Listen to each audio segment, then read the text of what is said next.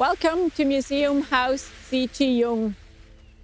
In 1908, Carl Jung and his wife Emma Rauschenbach built this house in this placid and serene location. This inscription in Latin, together with Erasmus' rendering of the Delphic oracle, called or not called, God will be present, adorns the portal of the tower of Jung's house. In 1907, Carl and Emma decided to build a new home. Emma's father just recently died, and the substantial inheritance allowed the couple to build a new home for their growing family.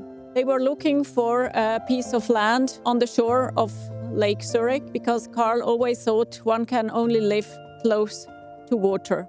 His cousin, Ernst Fichter, an architect from Munich, built that house, but Carl would always want to be involved in the designing and the planning of the house. Every symbol and every motif had a special function, and the tower that you can see in front, as well as the library and the study, where he later wrote many scientific papers. Also the Red Book, they were planned exactly as he wanted it to be. Carl Jung and his family, they were living at the mental hospital Burghölzli from 1904 to 1909. Then in 1909, they moved into the house that was just finished, and here Carl opened his private practice, and he lived on the one roof with his family, and he had the family and the practice in the same home. This setup allowed Carl to merge his professional and his family life, and he stuck to this setup for his whole life. Carl and Emma both worked and lived in that house until their death.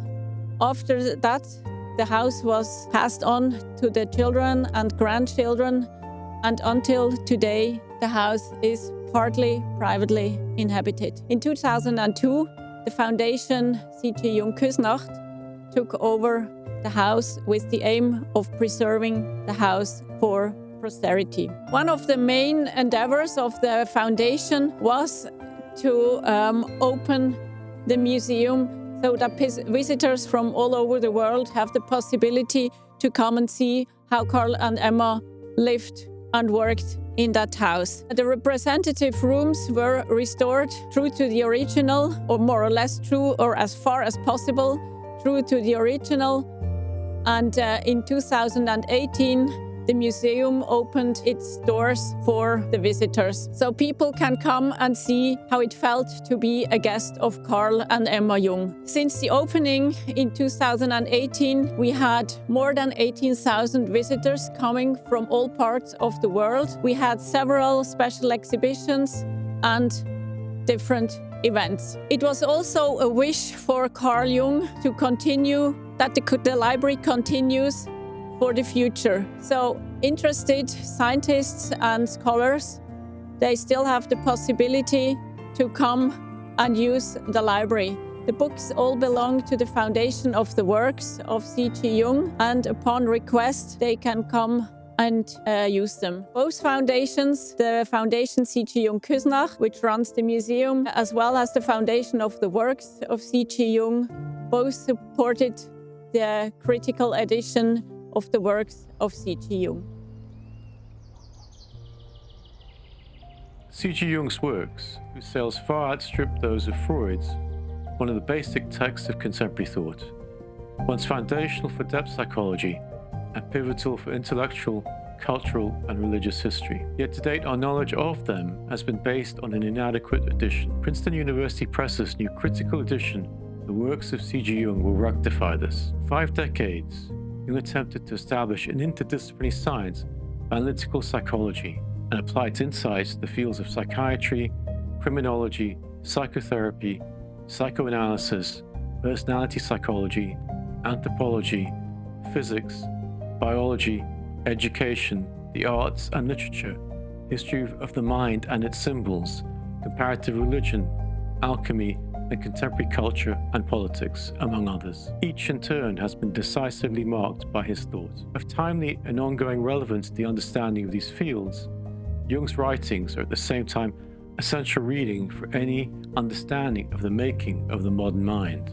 Critical Edition will present Jung's writings, a new translation in a chronological sequence, comprehensive editorial introductions, contextual annotations, and variorum presentations of works that went through multiple editions, noting all the revisions. It will include all the material in the existing collected works of Jung, together with copious material that came to light since. It will feature material from unpublished correspondences and case files, and will draw on significant historical research in recent decades.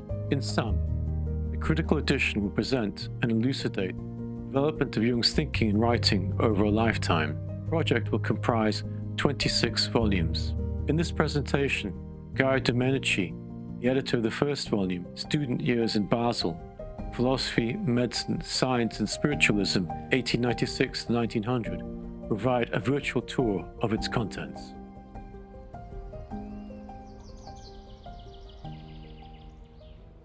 I'm sitting in Carl Gustav Jung's library just by the window. This is a space of study, not of legend. What I want to do here is return Jung to a moment before he became Carl Gustav Jung, spelled with a C, to the years when he was a medical student in Basel, still uncertain, still searching, still testing the limits of science, philosophy and experience, and still Carl Gustav Jung, spelled with a K, as his parents named him. This is the portrait of Jung that you'll find in Volume 1 of the critical edition of the works of C.G. Jung. Jung later claimed that two dreams decided his choice of medicine: a vision of a dark pond with a luminous creature, and the discovery of prehistoric bones beneath a mound of earth. Whether we read these dreams symbolically or historically, they point to something decisive: a curiosity for nature as something layered, mysterious, and not fully transparent to reason. Jung's choice of medicine was not only personal, it was deeply familial. His grandfather, also named Carl Gustav Jung, had been a major reformer of the medical faculty in Basel. He was a surgeon, anatomist, obstetrician, and builder of institutions, someone who expanded collections, reorganized teaching, and defended the university during political crisis. Basel itself matters here. The university was founded on principles of academic freedom and became, especially in the 19th century, a refuge for liberal and displaced scholars. This is the city where renowned figures like Burckhardt, Bachofen, and Nietzsche taught, and where Jung was educated. Jung grew up in an environment where medicine, theology, politics, and philosophy were never fully separate. As a schoolboy, Jung was already divided between disciplines. He was strong in languages, history, and literature, weak in mathematics, a weakness he openly acknowledged and even defended. He believed mathematics did not necessarily cultivate intellect, and that one could study the natural sciences without it.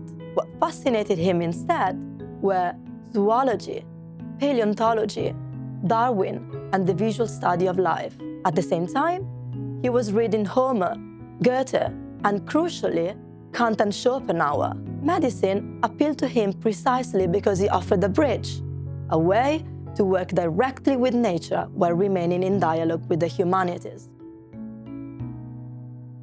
Here are Jung's examination certificates from Basel. They tell a sobering story. These documents ground Jung in the everyday reality of academic training. When Jung entered medical school on April 18, 1895, his training was broad and demanding. His early semesters were dominated by botany, zoology, chemistry, physics, anatomy, and microscopy. He learned to dissect, to observe tissues under the microscope, and to understand the nervous system as both structure and function. Under the physiologist Gustav von Bunge, Jung studied brain physiology and physiological chemistry. Bunge's vitalistic views left a deep impression on him and resurfaced later in Jung's philosophical arguments against reductionism. Here is a notebook of vertebrate zoology, representing Jung's immersion in morphology and comparative anatomy. Alongside it, these histological sections, fragile material traces of hours spent at the microscope. Jung learned to see the body as layered, structured, and vulnerable. This visual discipline, the habit of reading meaning from form, will later reappear, transformed in his psychology. So, will the interest in comparative anatomy. For example, in his last essay, symbols and the interpretation of dreams, Jung will write that just as the human body represents a whole museum of organs with a long evolutionary history behind them, so we should expect the mind to be organized in a similar way, rather than to be a product without history. This is the Zofingia photo album. And this is the songbook. Outside and even before the clinic, Jung's most important intellectual arena was the Zofingia Society, a student fraternity devoted to debate, scholarship, and public discourse. Jung joined on May 18, 1895, and became president of the Basel section in the winter semester 1897-1898, and participated intensely in its meetings. Volume 1 brings together Jung's lectures, the lively discussions that followed, and his responses to his fellow students' work, all presented in chronological sequence. These regalia embody ritual, hierarchy, and tradition. Jung wore them while criticizing authority and academic dogmatism. In his time as a fellow Zofingian, Jung delivered lectures that openly challenged scientific materialism. He argued that science rests on metaphysical assumptions it refuses to acknowledge. He defended speculative research, criticized utilitarian views of knowledge, and insisted that questions of meaning, causality, and spirit could not simply be excluded from serious inquiry. Ultimately, and most importantly, he tried to prove the immortality of the soul scientifically, while recognizing the challenges of approaching spiritual experiences through scientific inquiry. These lectures, alongside his comments on other students' lectures, were provocative. Some were praised, others met with confusion or resistance. Jung's presidency ended in disillusionment, as we learn from some of his letters to his friends, yet he never withdrew intellectually, nor did he abandon the camaraderie of the fraternity. The Zofingia Society was Jung's first laboratory of ideas, a place where he learned to argue publicly, to endure misunderstanding, and to live with contradiction. The theoretical framework of Jung's lectures and debates lies in his philosophical readings. Among his readings, an important role is played by Nietzsche, Schopenhauer, and von Hartmann. During his university years, Jung borrowed several books from the Basel University Library, which he deeply engaged with and took notes of. Those notes were also developed in philosophical diaries, a testimony of Jung's intellectual growth over the years. Later, towards the end of his studies, Jung also engaged with French and Russian literature as well as music. Jung's notes on readings, philosophical diaries, and excerpts from his personal diaries are all published for the first time ever in Volume 1. Also published in the volume is an essay on Tolstoy's Resurrection, a book that portrays a nobleman's moral awakening as he confronts guilt, injustice, and society's cruelty through a wronged woman. This shows Jung's deep engagement with literature, figurative arts, and music in those years. During these years, unexplainable events happened in Jung's household. A table cracked, a knife shattered inexplicably. That's what ignited Jung's curiosity to join some family members in séances conducted with his cousin, Helene Preisberg, as a medium. Fellow students joined the séances with Jung, while he tried to investigate them scientifically, to observe, to record, to analyze. What matters is not whether they were real, but that Jung insisted they deserved disciplined investigation. His insistence on taking experience seriously without surrendering critique is one of his most enduring methodological commitments. The surviving transcripts of these séances, along with a fragment of Jung's reflections on them, are presented for the first time ever in Volume 1. Among Jung's readings at the time were Duprel and Swedenborg, bridges between occult phenomena and natural sciences. The original openness towards spiritualism slowly grew more skeptical. Yet, he never abandoned the conviction that unexplained experiences demanded disciplined inquiry, not ridicule. In his doctoral dissertation of 1902 on the psychology and pathology of so-called occult phenomena, he re-elaborated the notes of these séances and presented a psychological perspective on them, drawing principally from the work of Theodore Flournoy. He viewed as spirits as the emergence of subconscious personalities sparked by puberty. They represented attempts of a future personality to break through. As later volumes will show, Jung remained on the lookout for good mediums. Jung also participated in clinical circles, presenting on wound infections and later on pellagra, a devastating disease of poverty. Both presentations are included in Volume 1. His pellagra presentation, which these notes belong to, was likely written in the winter semester 1899-1900 and demonstrates his grounding in clinical medicine and show him as a careful thinker, attentive not only to pathology, but also to social and environmental conditions, following in the footsteps of clinicians such as Franz Dubček and Cesare Lombroso. At this stage, Jung's primary interest still lay in internal medicine. This is the book that shaped Jung's fate more than anything else. Upon reading the introduction to Krafft-Ebing's textbook of psychiatry in preparation for his exams, Jung abandoned his career in internal medicine and realized that he was meant to pursue psychiatry. As he later recalls, he felt overcome by a crazy excitement and inner certainty, and everything else was rubbish. Jung began to realize that a psychiatric textbook was not just an unusual scientific document, but also, in a sense, a personal confession.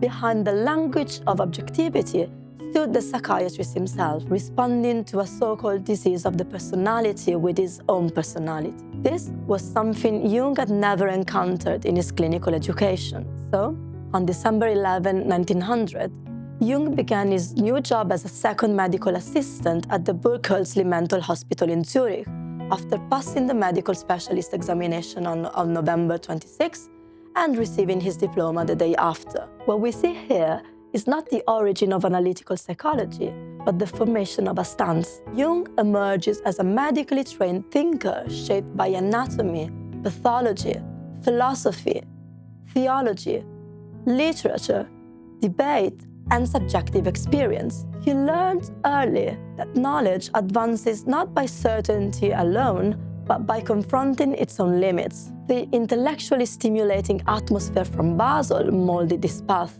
gifting him with a wealth of knowledge in humanistic subjects, as well as strong critical thinking. Sitting here in Jung's library, we encounter not a finished system, but a young man learning how to think rigorously, imaginatively, and against the grain. This, more than any later theory, may be Jung's most enduring legacy.